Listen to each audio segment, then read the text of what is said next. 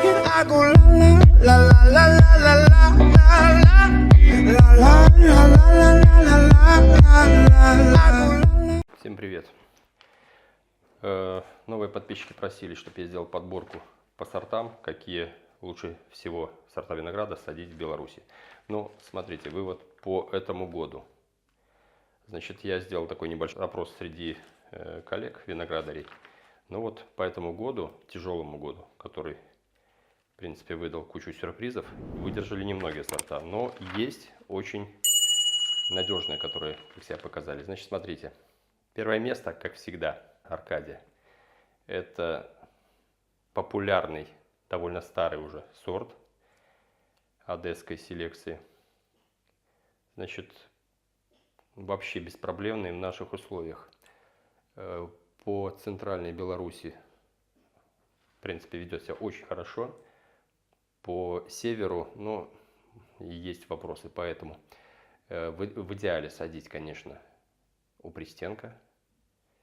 В принципе, у меня в открытом грунте растет хорошо. Значит, проблемы могут быть с вызреванием лозы, но это у большинства новых саженцев молодых. Такая проблема существует. Значит, Аркадия без проблем. Она всегда, вызревания лозы настолько достаточно, что на урожай всегда хватит. Поэтому проблем с ней нет.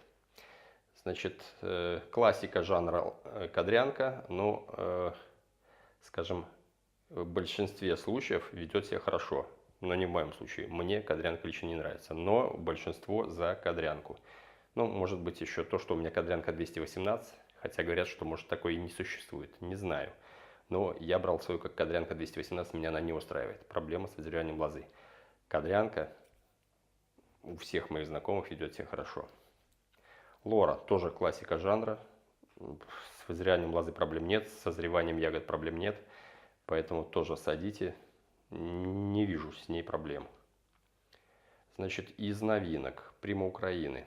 Это гибридная форма. Она еще... Не знаю, проходила, не проходила. В общем, еще сорта испытаний на нее не было. Это довольно новая форма. Очень хорошо себя ведет в наших условиях. Просто шикарно. Ягода вызревает, вкус хороший. С вызреванием лозы проблем нет, поэтому тоже берите на вооружение. Ромбик. Это ультраранний гибрид. Созревает. В нашей местности действительно рано. Очень хороший вкус. Ну, урожайность не очень большая, но можно грузить по 2 грозди на побег, и проблем с ней тоже нет. Юпитер. Кишмиш Юпитер. Очень вкусная ягода. Грозди, ну, в районе там 400-500 грамм. Тоже по 2-3 грозди на побег. Ведет себя хорошо. Вызревание отличное. И тоже проблем не вижу.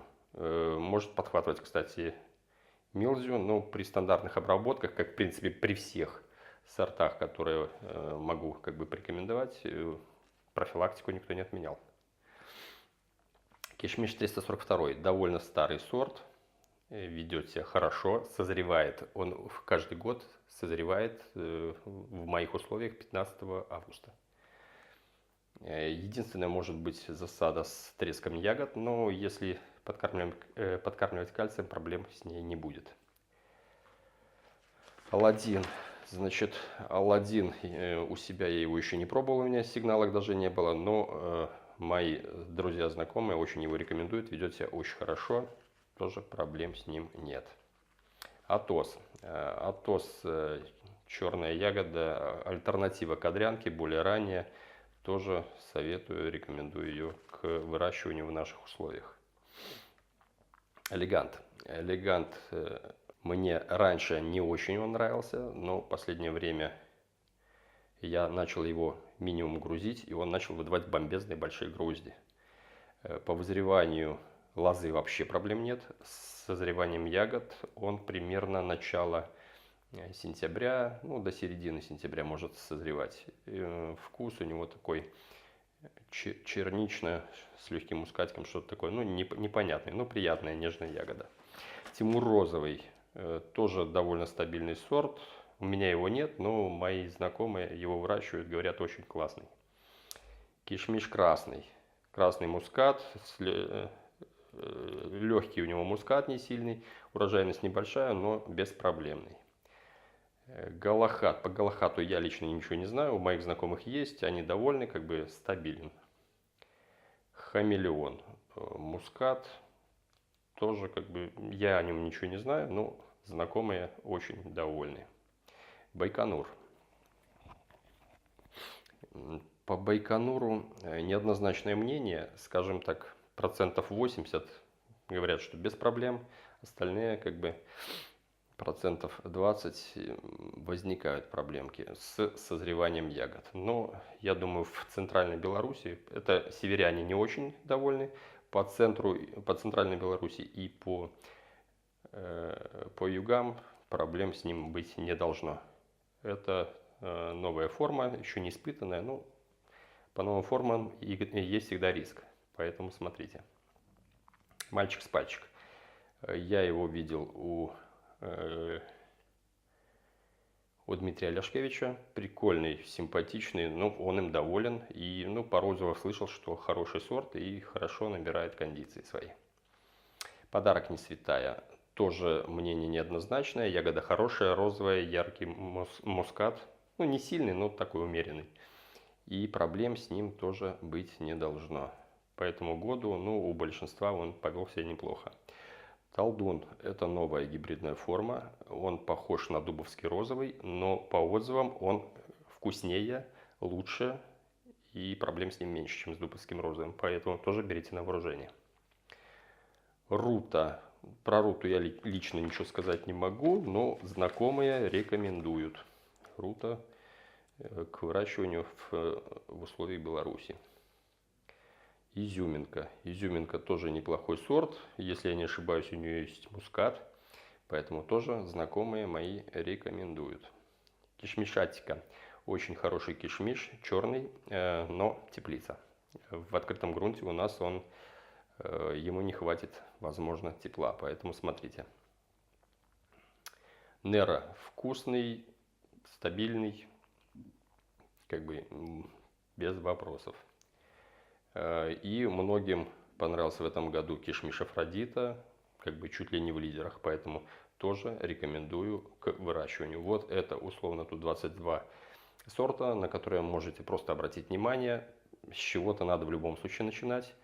Получится, не получится, это уже от вас зависит. Но обработки профилактические никто не отменял. При нормальных условиях, при нормальном уходе, если будете все выполнять правильно, я думаю, проблем не будет. Это, скажем так, 20-ка более-менее непроблемных именно по выводу из этого года. Потому что год у нас был, напомню, очень холодный и очень короткий. Лета почти не было. И эти сорта, они себя повели из большинства, которые у нас выращивают, практически без проблем. Поэтому смотрите. Возможно, что-то упустил, но, скажем так, из своего окружения я более-менее вот этот опрос провел, и выводы примерно такие. Может быть, что-то упустили, поэтому пишите в комментариях, если вдруг у кого-то есть какие-то еще рекомендации. Это, скажем так, для новичков, для начинающих вот такие рекомендации.